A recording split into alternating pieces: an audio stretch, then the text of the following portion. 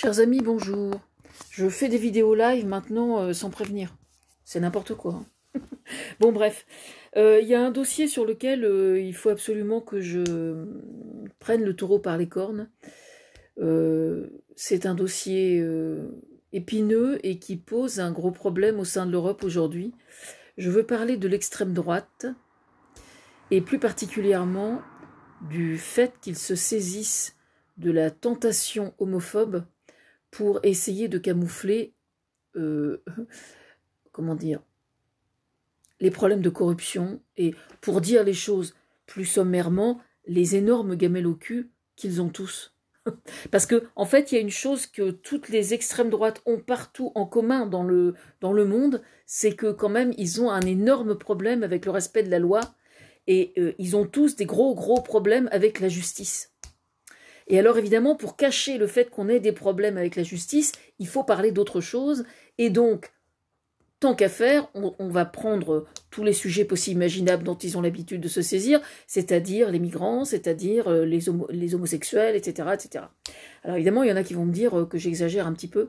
Je crois que ma caméra est pas très propre, mais bon, c'est pas grave, on va faire avec. Il est un peu tard pour que je nettoie le petit œilleton. C'est pas grave. Bon, bref. J'ai décidé de prendre peu de notes, en fait, pour faire cette vidéo, parce que je considère que quand on touche à des sujets qui sont extrêmement graves et profonds sur le plan humain, un soupçon d'improvisation et de non-préparation qui implique donc une forme de sincérité, obligatoirement, je pense que c'est le moment ou jamais, quoi. Voilà. Alors, je vais vous expliquer pourquoi je suis concernée, déjà, dans un premier temps. Moi, pour ceux qui ne me connaissent pas, parce qu'il doit y avoir des gens encore qui ne me connaissent pas, quand même. Je ne vais pas refaire toute mon historique ici, mais c'est intéressant pour moi d'expliquer pour quelles raisons la cause homosexuelle, c'est quelque chose qui me tient à cœur. Il se trouve que moi, j'ai 3 grandes filles. Dans une vie antérieure, j'avais une vie très conventionnelle, j'étais femme au foyer. Et il se trouve que sur mes 3 filles qui sont adultes maintenant, qui sont des femmes, il se trouve que j'en ai une qui est homosexuelle. Alors je rigole parce qu'il y a des tas de gens pour qui c'est un problème, alors que personnellement, pour moi et pour son père, ça ne l'a jamais été. En fait, hein. Le soir où j'ai appris que ma fille était homosexuelle, elle était partie vivre en Angleterre, et elle m'a dit au téléphone un soir, non mais une telle, je me souviens plus du prénom de la fille en question, je suis avec. Je lui dis, oui d'accord, t'es avec. Puis elle me dit, mais non mais t'as compris ce que je veux dire, je suis avec. Et donc là, tilt. Et je ne l'avais pas vu venir du tout, en fait. Voilà. Donc, une fois que son père est rentré du travail, je lui explique. Grosse panique à bord. Enfin, panique. Panique. Énorme surprise quand même. Il m'a simplement dit, dans le lit, quand on se couchait le soir, il m'a simplement dit, mais qu'est-ce qu'on va faire? Je m'en souviendrai ma vie entière. Mais qu'est-ce qu'on va faire? Il se trouve que moi, je suis une ancienne traumatisée sexuelle. Quand j'étais enfant, j'ai été victime d'un pédophile. Alors, en quoi c'est en relation? Pourquoi j'explique ça? C'est tout simplement parce que, par définition, quand on a été victime d'un pédophile ou qu'on a été victime d'un viol, on a une relation au toucher, une relation à la sexualité qui est particulière parce que on prête pas son corps à n'importe qui. C'est la moindre des choses, quoi. Enfin, tout le monde devrait réagir un peu comme ça, je pense. C'est pas anodin d'avoir une relation sexuelle avec quelqu'un, mais ça l'est encore moins, bien évidemment, quand on a été victime soit d'un viol, soit d'un acte de pédophilie dans son histoire. Bon. Et attendez, j'ai un problème avec la caméra et j'ai un petit souci. J'espère que ça va être un peu mieux parce que j'ai l'impression que c'est un peu terne. Bon, c'est pas grave. Il y a un joli rayon de soleil, là, vous avez vu à côté? Bon, bref. Et donc, spontanément, moi, je suis quelqu'un de très empathique, et encore plus avec ma fille, pensez bien, évidemment, avec une de mes filles. Donc, le premier truc qui m'est venu à l'esprit, c'est, si jamais, moi, en tant que personne, j'étais attirée, enfin, je ressentais une sorte de répulsion sur le plan sexuel, hein, je parle, de répulsion sexuelle vis-à-vis du sexe opposé, et que je me sente attirée par quelqu'un du même sexe que moi, je trouverais la moindre des choses, je considère que c'est de me laisser le vivre et de ne rien m'imposer sur ce point. Tout simplement. C'est-à-dire que j'ai fait comme si c'était moi et je me suis dit, je ne pourrais pas supporter qu'on vienne comment dire, interférer comme ça sur ma relation, sur le fait que je sois attirée par les gens du même sexe que moi. Et donc, je lui ai répondu du tac au tac, mais écoute, je sais ce qu'on va faire. Son père, hein, je parle. Je sais ce qu'on va faire. Ah bon? Mais rien. Je lui dis, on va faire rien. On va faire rien, absolument rien. Je lui dis, il est absolument hors de question qu'on impose quoi que ce soit à notre fille de cet ordre-là. Si elle est attirée par les filles, bah, elle est attirée par les filles. Qu'est-ce qu'on s'en fout? C'est notre fille, de toute façon, on l'aime telle qu'elle est. Enfin voilà, et donc ça a été résolu, en fait, ça a été résolu en une demi-heure. Voilà. On s'est levé le lendemain, tout était normal, et ça n'a jamais, jamais posé le moindre problème.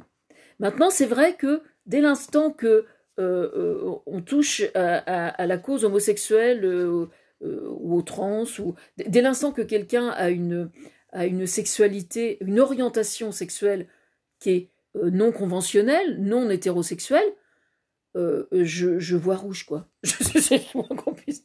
Je supporte pas. C'est comme si on touchait à ma fille, en fait. Donc j'ai pas fini de vous faire chier.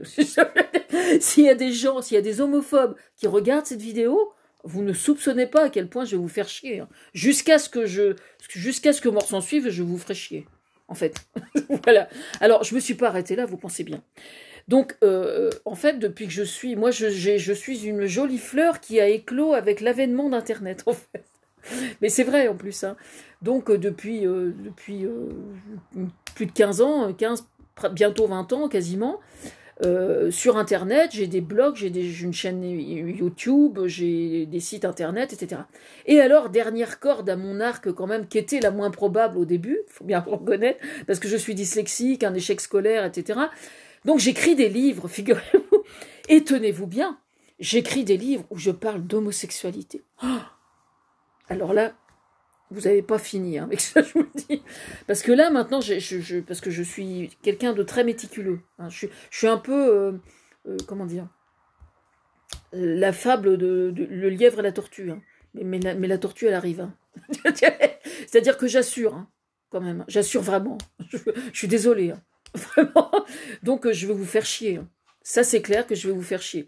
Donc, que je vous explique. Donc, tout ce que je défends, je sais que j'ai été élue notamment par des gens très importants au moment du mariage pour tous, par exemple. Bah oui, parce que je me suis dit, ma fille, quand même, si un jour elle a envie de se marier, je vois pas pourquoi elle se marierait pas. Hein. Donc, j'ai travaillé énormément sur ce sujet depuis toutes ces années. Donc, vous pouvez consulter mon travail sur Internet, vous tapez Françoise Niel-Aubin, et vous tapez homosexualité, vous tapez Françoise Niel-Aubin, et n'importe quel sujet de société. De toute façon, il y a deux solutions. Soit j'ai ouvert ma gueule parce que j'avais des choses à dire, soit j'en parle pas parce que je suis pas compétente, et si je suis pas compétente, j'en parle pas. Ça arrive quelquefois. Hein. Par exemple, là, vous voyez, au sujet des retraites, on aimerait bien que j'y mette mon nez. Je reconnais que je ne suis pas très compétente. Hein. Je le reconnais, franchement. Mais cependant, j'ai remarqué une chose extrêmement étrange, dites donc.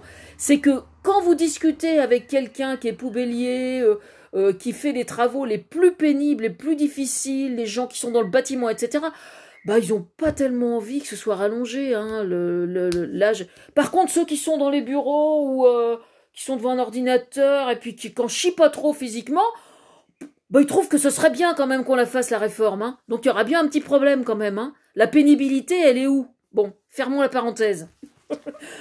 Mais de façon générale, quand je ne suis pas compétente sur un sujet, je préfère m'abstenir. Je veux dire, je ne donne pas mon avis de façon systématique sur tout. Hein. Faut quand même le savoir et en avoir conscience. Bon. En ce qui concerne l'homosexualité, comment vous dire je viens de lire, là, parce que je suis un petit peu... J'ai mis quelques éléments quand même sur ma feuille. Faut quand même pas exagérer. Sur Twitter, je chope des tweets de Marine Le Pen quelquefois, et alors j'ai vu que Marine Le Pen soutenait Viktor Orban. Hein. Et donc je lui ai demandé, en direct live, je lui ai dit, donc vous êtes homophobe, vous le revendiquez. Vous revendiquez d'être homophobe. Voilà. Pas de réponse, pensez bien. Pas de réponse. Mais elle suit ce que je dis, ne vous inquiétez pas. Elle est pas folle, la guêpe. Toujours est-il que Marine Le Pen, donc, vise une alliance avec Viktor Orban sur le plan européen. C'est intéressant, ça. quel est le point commun entre Marine Le Pen et Viktor Orban? Eh ben, c'est que tous les deux, ils ont des gamelles au cul. Ils ont des gamelles au cul, tous les deux. Là, j'ai entendu sur France Inter tout à l'heure, il y avait un reportage qui était fait sur la Hongrie, justement, et il y avait des Hongrois qui expliquaient que, en fait, s'ils s'en prenaient aux homosexuels là, c'est précisément parce qu'il a lui aussi des choses à se reprocher au niveau de la justice, et comme il a des choses à se reprocher, eh bien, il essaie de faire diversion. Tout simplement. Et Marine Le Pen en est au même point. Alors c'est très interpellant de voir que Marine Le Pen vise une alliance sur le plan européen, alors que l'Europe, elle en a rien à foutre. Alors il y a des gens, par exemple, qui font le rapprochement, qui aimeraient pouvoir argumenter d'un rapprochement psychologique entre le fait d'être homosexuel et la pédophilie. C'est interpellant, ça. Hein, parce que, justement, il peut arriver que des victimes de pédophilie deviennent homosexuels ou que leurs enfants ou descendants, parce qu'on traîne un traumatisme sur son gène pendant 3 générations, parce que moi je connais un petit peu le sujet quand même, hein, on traîne ce traumatisme sur 3 générations, un traumatisme sexuel, d'accord? Donc il peut arriver que un enfant ou un petit-fils ou une petite fille d'un traumatisé sexuel soit homosexuel à cause de ça. And so what? Où est le problème? Un jour, j'ai posé la question à ma fille. Alors, je vous explique que si je prétends ça, ça n'est pas moi qui fantasme sur le truc. Hein.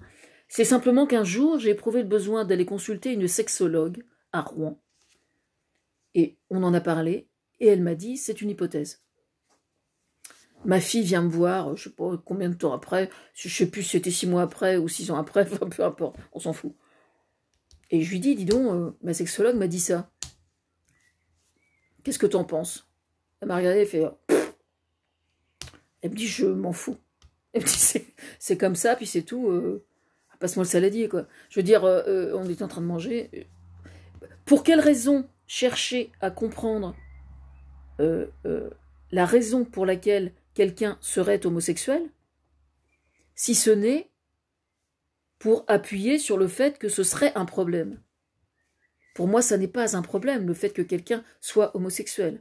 Pour moi, ce qui pose un problème, c'est de vouloir obliger quelqu'un à avoir une orientation hétérosexuelle alors qu'il est incapable de se sentir sexuellement épanoui et heureux avec quelqu'un qui n'est pas de son genre sexuellement.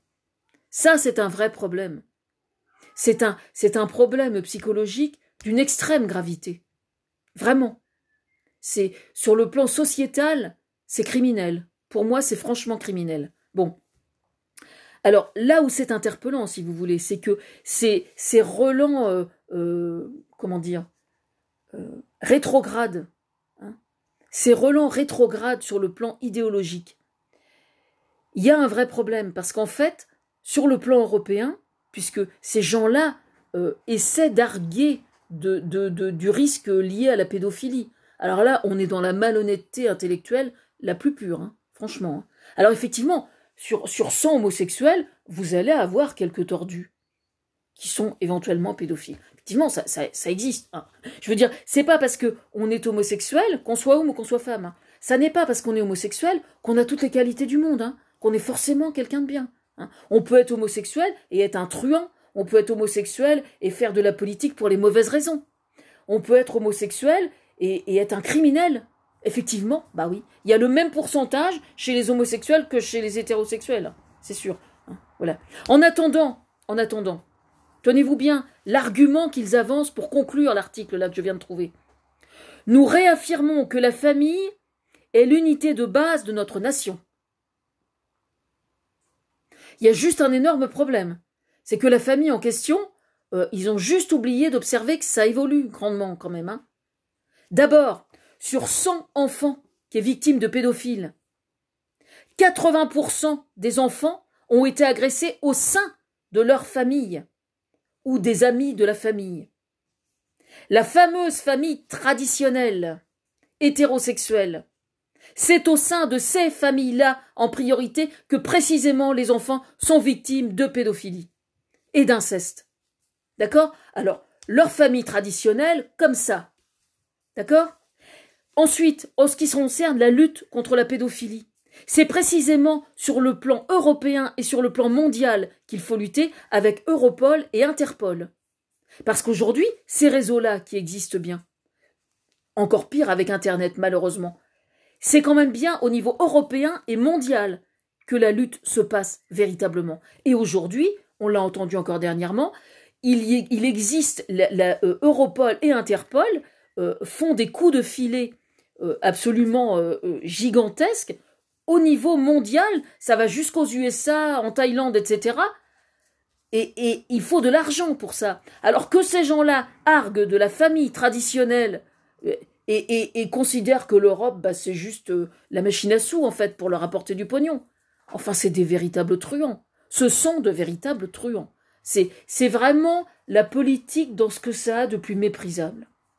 Vraiment, quoi. Je vois pas ce que je peux dire d'autre, quoi. Alors, l'Europe, parce que trop permissive vis-à-vis des homosexuels, serait une source d'incertitude et d'anxiété. Alors c'est sûr, si vous regardez CNews ou BFM TV, bah oui, il y a de l'anxiété, c'est sûr. Effectivement, à partir du moment où vous ne faites dans les émissions politiques ou qui sont présentées, vous ne parlez que de certains sujets et que vous ne parlez pas des autres, bah effectivement, la tension, elle est carrément, l'anxiété et l'inquiétude, elle est parfaitement entretenue.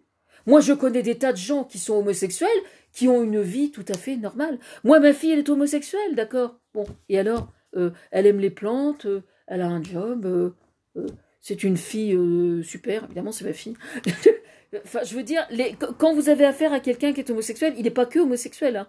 Il mange des légumes, il a des valeurs, il réfléchit, voilà. Bon, alors, accessoirement, je vous informe quand même que mes livres, ils sont à vendre aussi. Où j'explique tout ça. Alors que je vous explique parce que moi, j'ai été à une période de ma vie une patiente en psychiatrie. Hein. Puis j'ai fait une rechute aussi, et donc à 2 fois. Bon, bref, c'est très ancien, hein, mais je me souviens d'une conversation que j'avais eue avec ma psychiatre à l'hôpital de jour à Pavie. Et elle me demandait où est-ce que j'en étais. Et je lui dis, écoutez, depuis toutes ces années, j'ai rédigé des articles sur la famille. Je voulais écrire un livre sur la famille, justement. Et je me suis rendu compte, en fait, j'ai noté les chapitres, tout ça, et je lui dis, je suis à 50 articles sur la famille. 50 articles. Enfin, aux alentours de 50 articles. Elle m'a regardé, puis elle a fait, mon Dieu. Ben, je dis oui, et je dis, et donc, en fait, une fois que j'avais fait mes 50 articles, au fur et à mesure que les problèmes de société se présentaient, et que j'argumentais, etc., sur les 50 articles, en fait, il a fallu que je trie les articles pour en faire différents projets. Donc, j'ai fait mon premier projet qui est sorti, ça s'appelle le masculinisme. Parce qu'en fait, alors je vais vous expliquer pourquoi. Le masculinisme, parce que j'avais fait un travail sur le féminisme. Mais le travail que j'avais fait sur le féminisme, ça remonte à l'époque qui était antérieure à la vague MeToo. Et donc, en fait, une fois que j'ai relu mon travail sur le féminisme pour l'éditer, je me suis rendu compte que tout ce que j'avais fait, c'était obsolète, en fait. C'est-à-dire que la vague MeToo avait été quelque chose de tellement bouleversant, à tout point de vue, ça faisait que mon travail, en fait, n'était plus du tout d'actualité et ça collait plus du tout. Alors, pour autant, c'était pas inutile de l'avoir fait quand même. Et puis, les féministes françaises m'ont fait savoir qu'il y avait un point qui méritait d'être travaillé et où personne voulait s'y coller, en fait. C'était de travailler sur le masculinisme. Donc, moi, Françoise Niel-Aubin, j'ai écrit un livre sur le masculinisme. Voilà. Alors, pourquoi, moi, une femme, j'ai travaillé sur le masculinisme? Il se trouve que je suis coachée par un homme. Et donc, à partir du moment où moi, je suis coachée par un homme, je ne vois pas à quel titre on me reprocherait d'avoir travaillé sur le masculinisme. Je considère que, en plus n'ayant aucun fils, raison de plus, raison de plus pour travailler sur le masculinisme. Je n'ai aucune raison particulière de me priver de travailler sur le masculinisme. Donc, j'ai fait du très bon travail. Enfin, moi, j'étais très contente de mon travail, en tout cas. Donc, à chaque fois, j'écris des bouquins, mais souvent, en fait, le temps passe et ça se trouve pas encore édité. Et donc, je suis obligée de relire et de réactualiser, ce qui est tout à fait normal, hein, bien évidemment. Donc mon éditeur, ce sont les éditions Sidney Laurent. Voilà. J'ai écrit ensuite un second livre sur les addictions. Parce qu'évidemment, j'écoute beaucoup, moi je travaille beaucoup avec tout Radio France et tout France Télévisions, radio et télévision d'État. Pour moi, c'est ce qu'il y a de plus fiable. Hein. Donc après, j'écoutais pas mal Grand Bien vous fasse sur France Inter, toujours, etc. Puis donc il y avait eu plusieurs émissions qui étaient dédiées aux addictions. Donc toutes les addictions, que ce soit des addictions qui sont autorisées comme l'alcoolisme ou que ce soit d'autres addictions. Et puis les addictions comportementales comme les jeux ou comme les achats compulsifs, enfin tous les types d'addictions. Et en fait j'en ai déduit, parce que je réfléchis beaucoup, j'en ai déduit que ce qui était souhaitable c'était d'essayer de prendre les choses en amont et donc essayer de comprendre pourquoi on était addict. J'en suis arrivée à ce raisonnement-là tout simplement parce que j'avais lu ou entendu, je ne sais plus où, que les gens qui souffraient d'une addiction, quand ils étaient soignés par un addictologue, je vous parle de ça il y a une dizaine d'années ou une quinzaine d'années, il arrivait souvent qu'une addiction soit remplacée par une autre. Or, pour limiter le risque qu'une addiction soit remplacée par une autre, eh bien, il faut comprendre d'où elle vient, cette addiction. Voilà. Donc, je me suis dit, je vais faire un livre sur les addictions, mais où je vais me focaliser uniquement sur les origines, sur le pourquoi il est nécessaire de comprendre pourquoi on est addict. Parce que je ne vais pas vous énumérer, énumérer. Je ne vais pas vous énumérer la totalité des causes, évidemment. Je ne vais pas vous réciter mon livre. Je ne vais pas vous lire mon livre. Il faut l'acheter, tout simplement. Voilà. Non, parce que depuis toutes ces années, je travaille toujours gratos, et donc je trouve que c'est bien aussi d'être payé pour son travail, de temps en temps. Hein, bon. Bref, édition Sidney Laurent, addiction, prendre le mal à la racine. D'accord? Voilà. Édition Sidney Laurent. Donc vous pouvez trouver ça à la FNAC, je fais ma pub, hein, chez Cultura, chez votre libraire, à Barentin par exemple, vous pouvez le commander à Barentin, mais vous pouvez l'acheter dans les librairies, etc. Alors moi je les ai pas encore là sous la main, donc je vends mes fleurs sur le marché quelquefois, mais j'ai pas mes bouquins avec moi, donc je peux pas le faire. Mais je vais commencer à faire des dédicaces, je pense, et des salons du livre aussi. Et le troisième vient de sortir. Et le troisième, tenez-vous bien, il parle de parentalité. Pourquoi il parle de parentalité? Tout simplement parce que je considère que quelqu'un qui vit seul, ou qu'il soit marié ou qu'il ne soit pas marié, qu'il soit en couple ou qu'il ne soit pas en couple, qu'il soit en couple hétérosexuel ou qu'il soit en couple homosexuel, quelqu'un qui a envie de materner un enfant, qui a envie de prendre soin d'un enfant et d'en être potentiellement les parents, le père ou la mère, je ne vois aucune raison particulière pour qu'il en soit privé, au seul prétexte qu'il n'a pas une sexualité que l'on dirait conventionnelle, c'est-à-dire hétérosexuelle. S'il suffisait d'être hétérosexuel pour être un bon père ou être une bonne mère, je pense que ça se saurait. Franchement, je pense que ça se saurait. Voilà. Donc, dans ce livre, qui s'appelle Parentalité, j'explique tout ça. J'explique que ce qui fait qu'un homme est un bon père ou une bonne mère, c'est le fait de prendre soin et d'être bienveillant vis-à-vis de cet enfant, et ça n'est certainement pas le fait de l'avoir mis au monde ou même de l'avoir conçu avec son propre ovule ou ses propres spermatozoïdes. Voilà ce que j'ai à dire d'important sur le sujet. Donc, parentalité, édition Sidney Laurent. C'est tout ce que j'ai à dire pour le moment sur le sujet, et vous n'avez pas fini de m'entendre ouvrir ma grande gueule sur le sujet, croyez-moi.